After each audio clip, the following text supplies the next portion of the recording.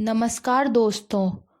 आज हम पढ़ेंगे सिविल प्रक्रिया संहिता की धारा 25 वादों आदि के अंतरण करने की उच्चतम न्यायालय की शक्ति, power of Supreme Court to transfer suit etcetera. तो धारा 25 को पहले हम बैरेक्ट में पढ़ेंगे, उसके बाद इसे आसान भाषा में समझेंगे। धारा 25 बैरेक्ट के अनुसार वादों आदि के अंतरण करने की उच्चतम न्यायालय की शक्ति। पहला, किसी पक्षकार के आवेदन पर और पक्षकारों को सूचित करने के पश्चात और उनमें से जो सुनवाई के इच्छुक हों उनको सुनने के पश्चात यदि उच्चतम न्यायालय का किसी भी प्रकरण पर यह समाधान हो जाता है कि न्याय की प्राप्ति के लिए इस धारा के अधीन आदेश देना समीचीन है, तो वह यह निर्देश दे सकेगा कि किसी राज्य के किसी उच्च न्यायालय या अन्य सिविल न्यायालय से किसी अन्य राज्य के किसी उच्च न्यायालय या अन्य सिविल न्यायालय को कोई वाद, अपील या अन्य कार्यवाही अंतरित कर दी जाए। तो धारा 25 का टाइटल हमें वादों आदि के अंतरण करने की उच्चतम न्यायालय की शक्ति के बारे में बताता है। धारा 25 की उपधारा 1 कहती है कि किसी पक्षकार के आवेदन पर, यानी वादी भी हो सकता है या प्रतिवादी भी हो सकता है, या फिर एक से अधिक प्रतिवादियों में से कोई भी एक प्रतिवादी हो सकता है, तो इनमें से किसी के भी आवेदन पर और पक्षकारों को सूचित करने के पश्चात और जो अन्य बचे हुए पक्षकार हैं उनको सूचना देने के पश्चात, सूचित करने के बाद और उनमें से जो सुनवाई के इच्छुक हों उनको सुनने के पश्चात और उन पक्षकारों में से जो भी अपना पक्ष रखना चाहते हों, जो भी सुनवाई के इच्छुक हों, मतलब उनकी इच्छा हो कि उनका पक्ष सुना जाए, तो उनको सुनने के पश्चात, उनको सुनने के बाद यदि उच्चतम न्यायालय का किसी भी प्रकरण पर, मामले के किसी भी स्टेज पर यह समाधान हो जाता है, उच्चतम न्यायालय को मामले की किसी भी स्टेज पर यह लगता है कि समाधान हो जाता है कि न्याय की प्राप्ति के लिए, मतलब न्याय को प्राप्त करने के लिए इस धारा के अधीन आदेश देना समीचीन है, इस धारा के अधीन आदेश दिया जाए, यह समीचीन है, यह आवश्यक है, तो वह यह निर्देश दे सकेगा। तो फिर वह इसके बाद यह निर्देश दे सकेगा कि किसी राज्य के किसी उच्च न्यायालय या अन्य सिविल न्यायालय से, तो किसी राज्य के किसी उच्च न्यायालय से या फिर कोई अन्य सिविल न्यायालय है तो उससे, किसी अन्य राज्य के किसी उच्च न्यायालय या अन्य सिविल न्यायालय को, किसी अन्य राज्य यानी किसी अन्य स्टेट का कोई उच्च न्यायालय है उसको, या फिर कोई अन्य राज्य का कोई अन्य सिविल न्यायालय है उसको कोई वाद, अपील या अन्य कार्यवाही अंतरित कर दी जाए, यानी कि कोई वाद, अपील या अन्य कार्यवाही, इन तीनों में से कोई भी एक, जिस भी स्टेज पर कोई मामला हो, इसे अंतरित कर दिया जाए। इसका मतलब यह हुआ कि उच्चतम न्यायालय किसी भी वाद को या किसी भी अपील को या फिर किसी भी अन्य कार्यवाही को उसकी किसी भी स्टेज पर एक राज्य के उच्च न्यायालय से दूसरे राज्य के उच्च न्यायालय में अंतरित कर सकता है, या फिर किसी एक राज्य के सिविल न्यायालय से किसी दूसरे राज्य के सिविल न्यायालय में अंतरित कर सकता है। तो एक राज्य से दूसरे राज्य में अंतरित करने का अधिकार होता है उच्चतम न्यायालय को, यानी कि सुप्रीम कोर्ट को। इसके बाद आती है धारा 25 की उपधारा 2। इस धारा के अधीन प्रत्येक आवेदन समावेदन के द्वारा किया जाएगा और उसके अनुसमर्थन में एक शपथ पत्र होगा। तो इस धारा के अधीन जो भी आवेदन किया जाएगा वह आवेदन एक समावेदन के द्वारा किया जाएगा, यानी कि उसके साथ एक शपथ पत्र, एक एफिडेविट भी लगेगा कि मामले का जो भी पक्षकार मामले को एक राज्य से दूसरे राज्य में, एक उच्च न्यायालय से दूसरे उच्च न्यायालय में अंतरित करवाना चाहता है तो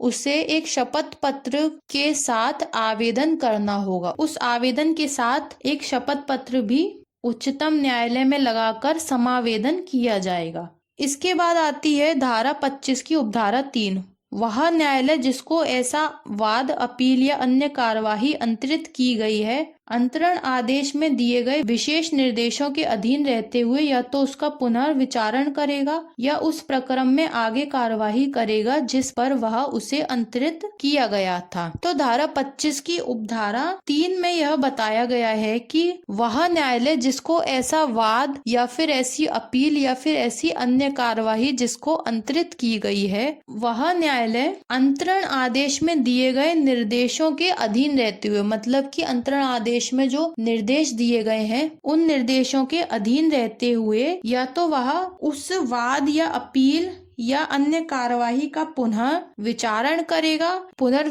करेगा यानी कि फिर से मामले को शुरुआत से उस पर सुनवाई करेगा, फिर से मामला शुरुआत से सुनेगा या फिर उस प्रकरण से आगे कार्यवाही करेगा जिस पर वह उसे अंतरित किया गया था, या फिर उस प्रकरण पर मामले की उस स्टेज पर मामले के उस स्तर से आगे कार्यवाही करेगा जिस पर उसे मामला अंतरित किया गया था। इसका मतलब यह हुआ कि मामले के जिस स्टेज पर उसे केस सौंपा गया था वहीं से वह आगे कार्यवाही करेगा। इसके बाद आती है धारा 25 की उपधारा 4। इस धारा के अधीन आवेदन को खारिज करते हुए यदि उच्चतम न्यायालय की यह राय है कि आवेदन तुच्छ था या तंग करने वाला था, तो वह आवेदक को यह आदेश दे सकेगा कि वह उस व्यक्ति को जिसने आवेदन का विरोध किया है प्रतिकर के रूप में 2000 रुपए से अनधिक ऐसी राशि संदत करे जो न्यायालय मामले की परिस्थितियों में उचित समझे। तो धारा 25 की उपधारा 4 यह बताती है कि यदि इस धारा के अधीन जो आवेदन किया जा रहा है उस आवेदन को उच्चतम न्यायालय द्वारा यदि खारिज कर दिया जाता है और आवेदन को खारिज करने का कारण यह है कि उच्चतम न्यायालय की यह राय है कि आवेदन तुच्छ था, वह मामला बहुत छोटा था, मामूली सा मामला था, यानी कि जो आवेदन किया गया था वह बहुत तुच्छ कारण से किया गया था, उसके पीछे कोई ऐसा बड़ा कारण नहीं था जिससे कि मामला एक राज्य के उच्च न्यायालय से दूसरे राज्य के उच्च न्यायालय में अंतरित किया जाए या फिर तंग करने वाला था। इसका मतलब यह है कि आवेदक को जिसने मामला अंतरित करने के लिए आवेदन लगाया उसके पास मामला अंतरित कराने के लिए कोई कारण नहीं था और वह केवल दूसरे पक्षकार को तंग करना चाहता था, परेशान। तो ऐसे आवेदन को उच्चतम न्यायालय के द्वारा खारिज कर दिया जाएगा और आवेदक को यह आदेश दिया जाएगा, मतलब जिसने मामले को अंतरित कराने के लिए आवेदन लगाया और वह आवेदन उच्चतम न्यायालय ने खारिज कर दिया क्योंकि वह आवेदन केवल तुच्छ था और तंग करने के उद्देश्य से